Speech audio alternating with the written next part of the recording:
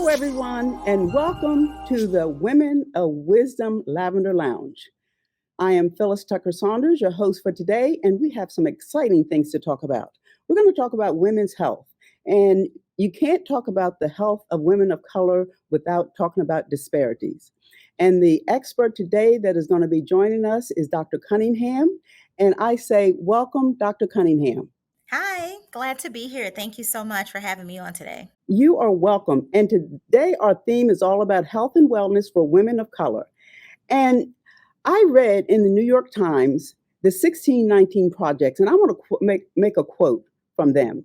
It said the COVID-19 pandemic laid bare the racial inequities that plague American healthcare, with Black people dying of the disease at a rate more than double that of white people.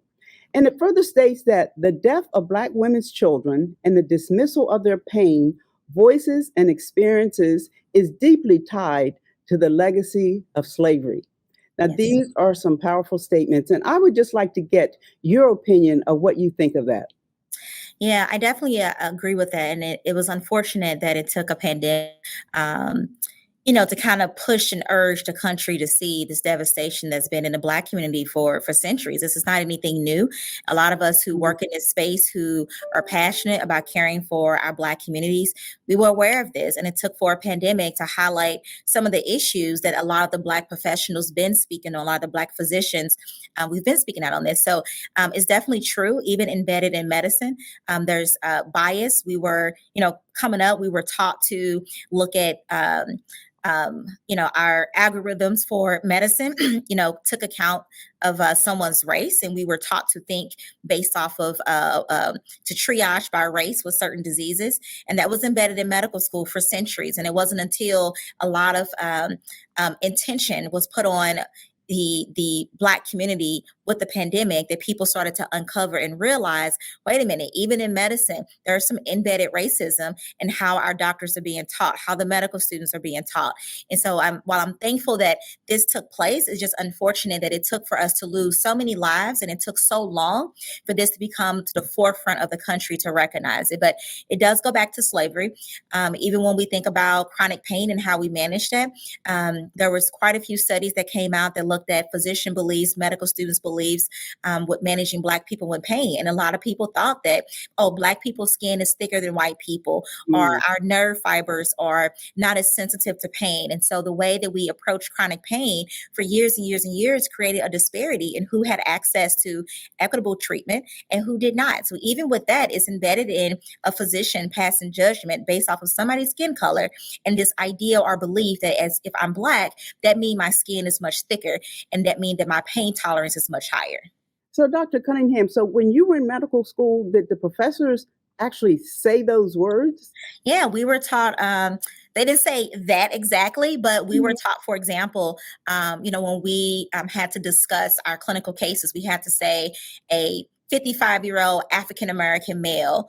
And then, some of the cases that we were taught, like sickle cell is a classic example, we're taught to link sickle cell disease to Black people or African descent. And so sometimes how the clinical cases were designed, it was getting you to think about it in that aspect. Going through, thinking about other examples, certain formulas, certain algorithms, certain things that we were using, it incorporated race, and it made us start to believe that because of somebody's skin color, that meant that X, Y, and Z was different. So that was embedded, and it was a norm. And just think, that went all the way back before I got into medical school, before any of us. This is what was taught because that's what they thought. And now fast forward, now we understand that systemic racism and implicit bias, that was embedded in medical school. So now we have generations of doctors who were exposed to this. And it makes sense as to why we see some of the disparities, specifically in the healthcare system. But it's a lot of us are aware of it, and we're working diligently to undo some of that. But we're talking about undoing centuries of training that persuaded physicians to think a certain way. I will also say that sometimes as a physician, we use use our clinical knowledge to make decisions and assessments. But a lot of it is based off of the physician asking the appropriate questions, listening to the patient. If the physician don't listen attentively to what the person is saying, they can automatically jump to a conclusion or miss a diagnosis. So, we practice medicine, and unfortunately, the way that we would practice was skewed by some of the medical education that we would receive. Okay, Dr. Cunningham, I do have to go back because I really didn't tell everyone who you are and what your expertise That is is. okay. So, Dr. Cunningham is the director of St. Louis County Department of Public Health, and she has served as Associate Medical Director at Family Care Health Services and as a clinical instructor at St. Louis University School of Medicine. Dr. Cunningham's expertise lies in opioid and overdose epidemic and how this serious medical issue affects those women living in underserved neighborhoods. A St. Louis native, Dr. Yes. Cunningham holds degrees in both medicine as a board-certified family medicine physician and public health degree from St. Louis University. Now, Dr. Cunningham, I'm going to go off script here a little bit. When this opioid thing came to, and now, the other people are being affected by it. Yeah. They You said white people are being affected by it. Okay, I can't say white people. Okay, they treated very differently That is than true. they did back in the day when our people were on drugs. I agree. Talk a little bit about that. Yeah, I completely agree. I think that's that's one reason that drove my passion for this. So the more I educated myself and understood the historical aspect, I understood the racism aspect behind it, the more I became a sounding board in my community and a huge advocate, because you're absolutely right. With with our community, with the Black and Brown community, it was punitive measures, it was incarceration, it was ripping families apart, it was you're a drug addict, there's no hope for you. And it created this stigma within the Black community that if somebody was using drugs, oh, that's a bad person, you don't mess with them, grab your purse, that's a low life. That was what we were taught to believe, and the media portrayed us. If you look at back in the 80s and the 90s, back in the 80s, on the front of a Time magazine, it was crack babies. So I would say the government and the media used stigmatizing language, and it persuaded the Black community to believe that this was inherently bad. We're bad people for this. Fast forward years later, now it's in the white community, even just the change in our terms. Drug addict, you on drugs. Now we're saying opioid use disorder. They call babies crack babies, and now we're saying neonatal abstinence syndrome. So even the terminology has changed because now it's affecting the majority of the community. And now we're going to look at it differently. And so it's a medical condition. It is. It's yes. Opioid use disorder. That is a chronic medical disease. And that is one thing that I talk to people about, that for us to see and understand that it's not just as simple as, oh, you need to quit. No, this is a medical disease that requires access to life-saving medical treatment. It requires access to important services that individuals in our community at one point in time didn't have access to or didn't receive. So you're absolutely right. And when I talk about it, I was like, yes, that is a fact. Once it hit the white community, it hit the white suburban areas, the moms, the kids, the nephews. It was a completely different issue. And now we're getting millions of dollars to fund treatment programs, to increase access to treatment. We're paying for medications. Insurance companies are covering this now. When before, it wasn't like that. Our communities was left to fend for ourselves. And so for me, if you could tell, that's something that I'm really passionate about. And once I learned about that and I saw that it was clear as day, that's when I became very, very passionate, not only offering treatment, but also educating all communities, and specifically the Black community, because for us to really get through this, it's going to take everyone, not just the individual family member, not the person that's using, but it's going to take a community approach for us to address this. And we need to destigmatize our language and destigmatize what does it mean for somebody to access care and treatment if that is what somebody wants. Yeah, we really appreciate you and what you're doing, and it's very important. Now, let's just move on. There's a term called weathering, which refers to the bias in the healthcare system, and the term was developed by public health professor Dr. Arlen Geronimus.